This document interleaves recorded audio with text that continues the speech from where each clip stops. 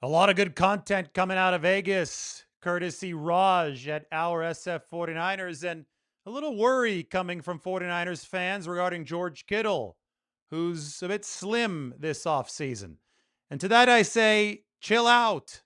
2 off seasons ago, George Kittle lost over 30 pounds, down to 214, coming off of a core muscle surgery.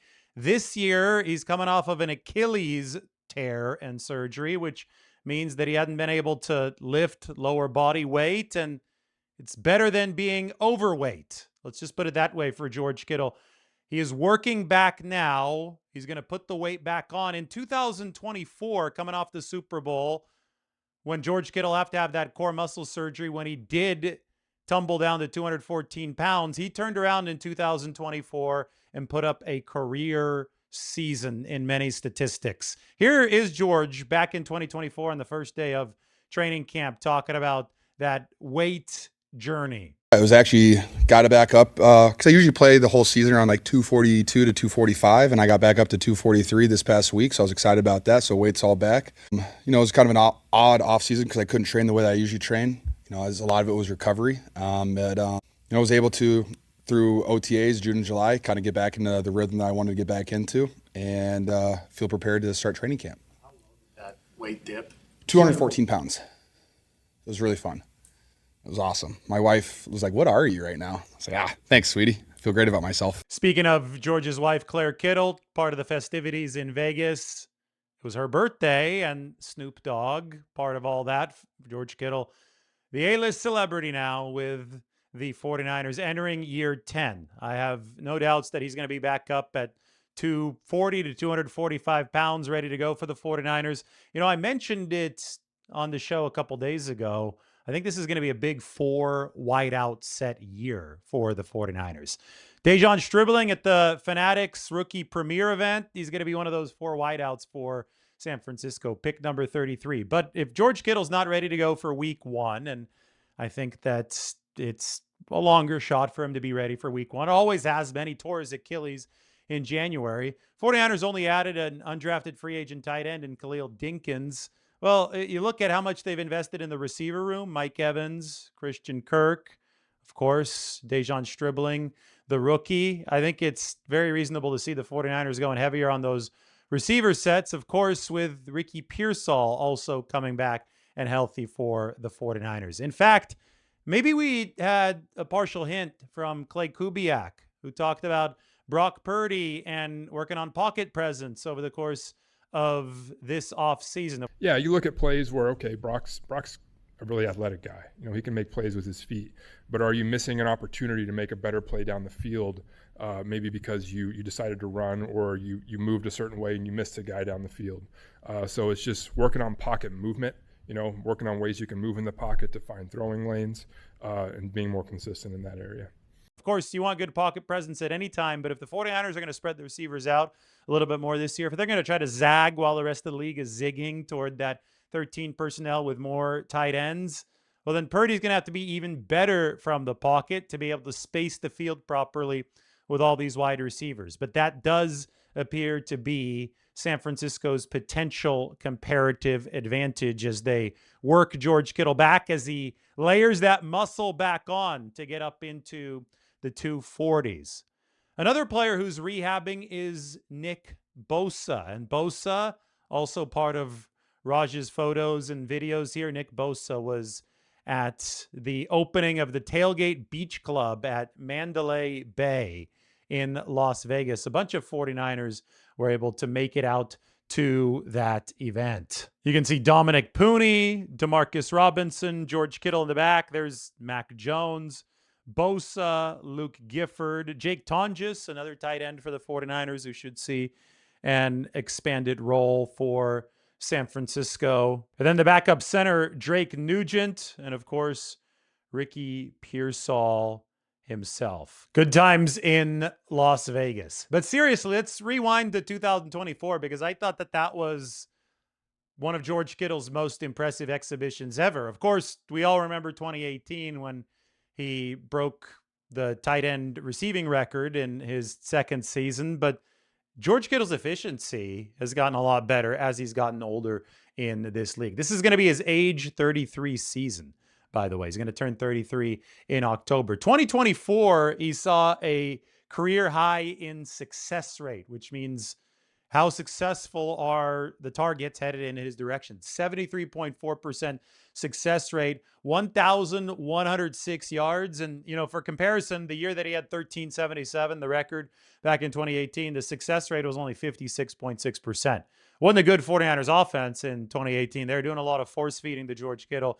Now he's a much more efficient part of that offense. And when we remember 2024, we remember the triple coverage, jump ball tight end in the corner of the end zone against the New England Patriots. That was in week 4. That wasn't that long after George put all the weight back on. So he hit the ground running in 2024. He also had that crazy play, really nice catch from Brock Purdy in Tampa. 49ers won the game.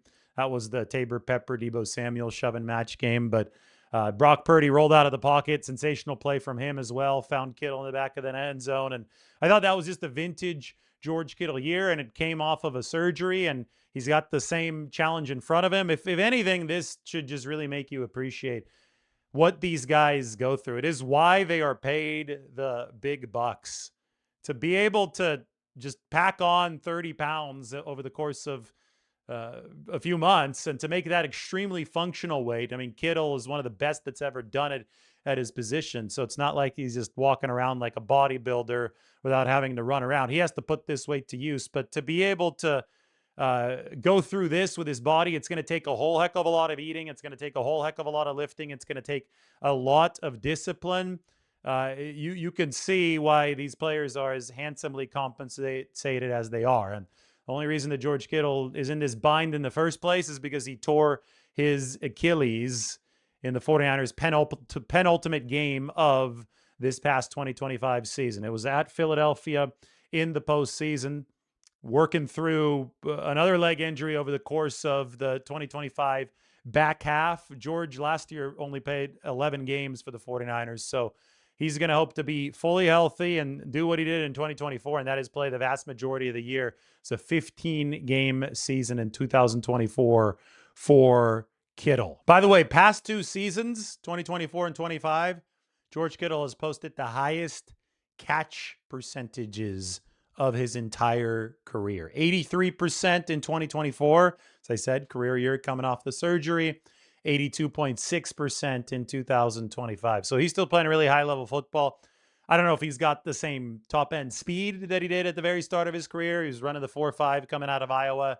Still remember him running away from the Raiders defense. That Mullins pass over the middle on Thursday Night Football in 2018. I don't know if he ran away from the Chargers in 2018 as well. The game down at the soccer stadium in LA, what the Home Depot Center, I think, down in Carson. Kittle had a long, like 80-yard touchdown. I don't know if he has that kind of speed anymore at coming up on age 33, but technically he's just better and better and better, and he's found a way to keep it going. This is a future Hall of Famer, and I expect to see him out on the field this season. So does Dr. Neil Elitrosh, who performed the Achilles surgery on George Kittle. Elitrosh actually swung through Nashville about a month and a half ago, I want to say, and said that Kittle's going to play a lot of football this year. He's on good track. He tore the Achilles a little bit higher, which means that there's been better blood flow. And, earlier I said the good news is that George Kittle's not overweight. That can also happen in injury rehab. It's that you could get overweight and then you got to cut the weight before you could build up the muscle. All he has to do is build up the muscle. It's obvious that George has been eating clean.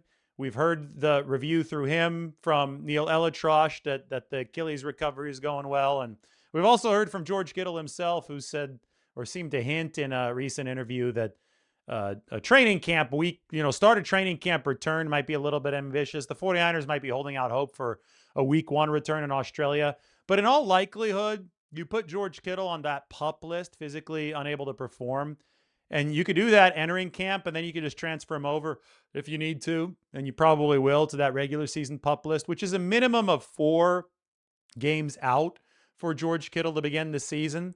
But now we know the schedule, and I think that the 49ers are going to be more than happy to let this build slowly, and they should be. I mean, they've got another good, deep roster. They've got Super Bowl aspirations, and they have a schedule that intensifies as it goes. Of course, you've got the Rams in week 1 in Australia, but then it's the Dolphins, the Cardinals at home, and those are two teams whom the 49ers should beat. Of course, the Broncos, tough opponent in week 4.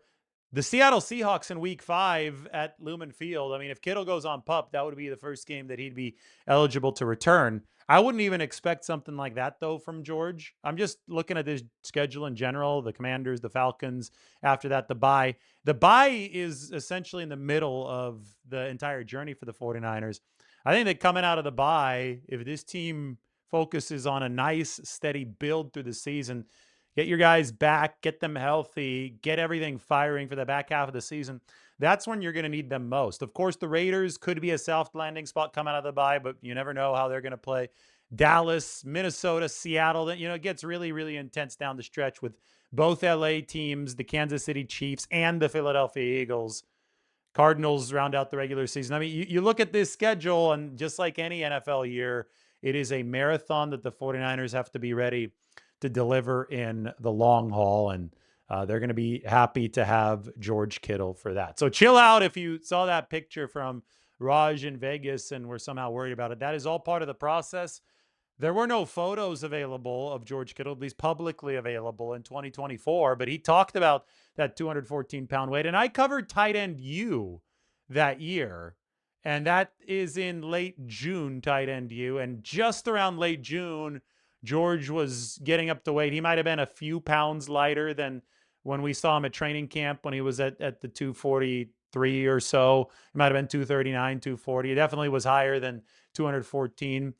He might be a little bit behind that this year, given the fact that he, well, maybe not. He had the core muscle surgery after the Super Bowl in 2024, so it was a shortened off season. This year, the 49ers were eliminated sooner, and obviously he tore the Achilles before it ended, so he was able to have surgery close to right away. All the surgical swelling and all that has to go down before you could even start thinking about creating a timeline, but the lifting timeline, I'm sure, has begun for George Kittle, and he's starting to build that muscle back up, and we can use 2024 as a little bit of an example. Different type of injury, of course, with the core muscle injury in that season. This is a cool stat right here from Tej Seth, does well with the football analytics. Highest pressure rate amongst defensive tackles over the course of the past 2 seasons, at least 400 pass rush attempts. 49ers went after 2 of the guys on this top 8 list this offseason. Number 5, John Franklin Myers in free agency. He ended up following Robert Saleh to the Tennessee Titans, though. And then the 49ers went to their backup plan. Not much worse, though. They got Osa Odighizuwa. They traded with the Dallas Cowboys for him. And look at that. Osa Odighizuwa and Jeffrey Simmons, an absolute monster for the Tennessee Titans. Is going to be teaming up with John Franklin Myers. It's going to be a scary interior. But Osa and Jeffrey Simmons both tied 11.9% pressure rate from the interior. Remember, Osa had 52 pressures all on his own last year for the Cowboys. 49ers defensive tackles had 56 combined. So the fact that the 49ers went after 2 of the guys on this top 8 list just goes and underscores how badly, how desperately the 49ers needed to spruce up that interior pass rush. Only 20 sacks as a team last year, and I think one of the biggest issues was that inside. And now they've got run stoppers, and now they even have Grayson Halton. We've talked about him on top of Osa Odighizuwa as a pass rusher. Alfred Collins and CJ West are the run stoppers. If there's another piece for this defensive line, we all know that it's defensive end. They drafted Romello Height as a specialist, edge rushing specialist, but maybe another 3-down type of defensive end. I think Romello can play a little bit more often than people realize because of his ability to drop as a linebacker. Raheem Morris is going to have that expandability in the defense. And that's why we talk about Joey Bosa right now. That's why Kyle Van Noy wants to play with the 49ers this year. The 49ers, that would be maybe the Sam Okawanu spot, right? So we'll see what else the 49ers can do for this next season up front. And of course, Dejon Stribling. No, that's not Juwan Jennings. That is Dejon Stribling at the Fanatics rookie premiere, wearing that number 15. Part of the George Kittle pick up the slack plan. Let's put it that way. So many of the teams go into 13 personnel. The 49ers did, they made a $285,000 commitment to Khalil Dinkins, the undrafted free agent tight end out of Penn State. It was behind Tyler Warren at Penn State. So maybe that's why the 49ers feel like there might be a diamond in the rough here. But still, if the 49ers go at it tight end, it might have to be with an extra offensive lineman. I've talked about the possibility with an Enrique Cruz Jr., the 49ers' 5th-round pick, who was the fastest offensive lineman in this past draft. But I don't know if the 49ers are going gung-ho heavy 13 personnel like it seems much of the rest of the league is pushing for. I think the 49ers are leaning heavier into the wide receiver room, as they should. But the principles at the core of what Shanahan is trying to do remain unchanged. And that is, you want to be able to run out of passing formations and pass out of running formations. In order to do that, you have to have a good ability to block on the perimeter of the receivers. And Dejon Stribling, like Jawan Jennings before him, is known as a very good run blocker. So important. The 49ers, if they do line up 4 wide to make up for not having Kittle at the start of the year, for these, if they're trying to play this more toward the spreading it out than being in those receiver packages, it is not going to stop the need to threaten the run. And that's where Dejon Stribling, whom the 49ers believed was the best run blocking wide receiver in college football, that's where he comes in. If he can threaten the block on the perimeter, if he can block on the perimeter, if he can draw that type of attention, give the 49ers the ability to go use the ground game in 4 wide, spread it out sets, well, that's how the defense is going to be put into a blender, and that's how the 49ers are going to be able to find openings in the pass game off of it. So I think it's simple for the 49ers. Stribling is a receiver, but he's an adaptable piece. Kind of like Kittle's a tight end, but he's an adaptable piece. And maybe by the end of this season, maybe even earlier than that, maybe down the stretch run, for when they need it, the 49ers will have both of these guys on the field. They'll have the full assortment of weapons, and they're all positionless, skill position guys who can do a little bit of everything. And that is how this 49ers offense can be very, very good in 2026.